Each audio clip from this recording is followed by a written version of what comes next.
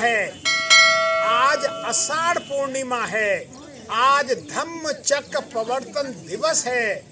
भगवान बुद्ध के द्वारा बुद्धत्व प्राप्ति के बाद बोध गया में 2 महीने तक कठोर चिंतन करने के बाद कि ये जो विद्या मुझे मिली है ये इतनी कल्याणकारी विद्या है, मगर इसको समझने वाले लोग कितने हैं। ये तो संसार अंधभूतों का है, अज्ञानियों का है। मैं इस संसार में इस विद्या को किसको बताऊं। 2 महीने वो इसी पर विचार करते रहे और 2 महीने के बाद उन्होंने ये निर्णय लिया। घटनाएं बहुत घटित हुई, उन्हें बताना उचित नहीं है।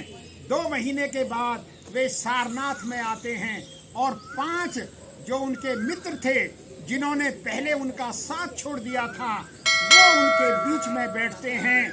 घटना बहुत लंबी है, समय को ध्यान में रखते हुए शॉर्ट में बात कर रहा हूँ। कोई साथी धम्म चक्र प्रवर्तन सूत्र में ये सारी वाणी लिखी हुई है जो मैं आपको सुना रहा हूँ। एक समय भगवान वाराणसी में विहार कर रहे हैं। इसी पत्तन, ऋषि पत्तन नाम की वो जगह है जहाँ ऋषि उतरते हैं। एवं बेसुतम एकम समयम भगवा वाराणसीये विहरति इसी पत्तने मृगदाये तत्र खो भगवा पंचवग्गीय भिक्षु आमंतेसी।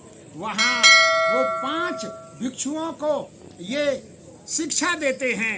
ये पहली वाणी है भगवान बुद्ध की जिसको धम्म चक्र प्रवर्तन सूत्र कहा जाता है, जिसमें उन्होंने ये बताया है कि ए संसार के लोगों, अत्तकिल मथानुन योगो काम सुख खलुकान योगो।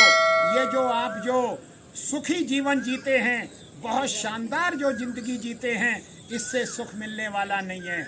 और ए त्यागी पुरुषों, ए आग पर चलने वाले महारथियों, ए पानी में खड़े रहने वाले मेरे भाइयों, ये जो तुम शरीर को कष्ट देते हो, इससे भी कोई सुख मिलने वाला नहीं है। ना आलीशान जिंदगी जीने से सुख मिलने वाला है और ना ही कष्टदायक जिंदगी जीने से सुख मिलने वाला है। उन्होंने कहा बीच का रास्ता अपनाओ, मध्यम मार्ग अपनाओ, मध्यमा पटिपदा तथा गतेन अभिसंबुद्धा चक्षु करणी ज्ञान करणी उपसमाय अभिन्याय संबोधाय संवतत्ति। ये भगवान की पाली में वाणी है। तो आप मध्यम मार्ग को अपनाइए।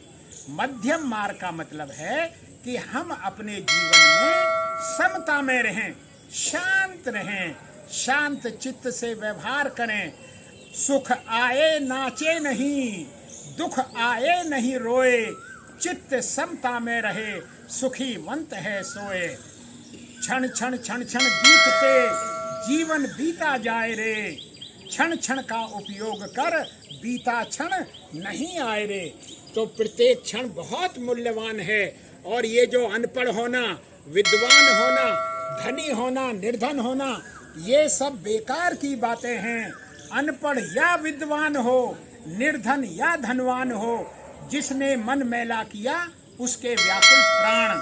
हिंदू हो या सिख हो, मुस्लिम हो या जैन, जिसने मन मैला किया वो होवे बेचैन। तो ये जो मन है हमारा, इसी को पवित्र बनाना है, इसी को नितांत निर्मल बनाना है, इसी के लिए साधना करनी है। और जब इसके लिए ये है समाज की महान विभूति डॉक्टर उदयवीर सिंह जी, बाबा साहब बुद्ध भगवान धम्म के बारे में समझाते हुए। जय भीम, जय संविधान, नमो बुद्धाय, जय भीम।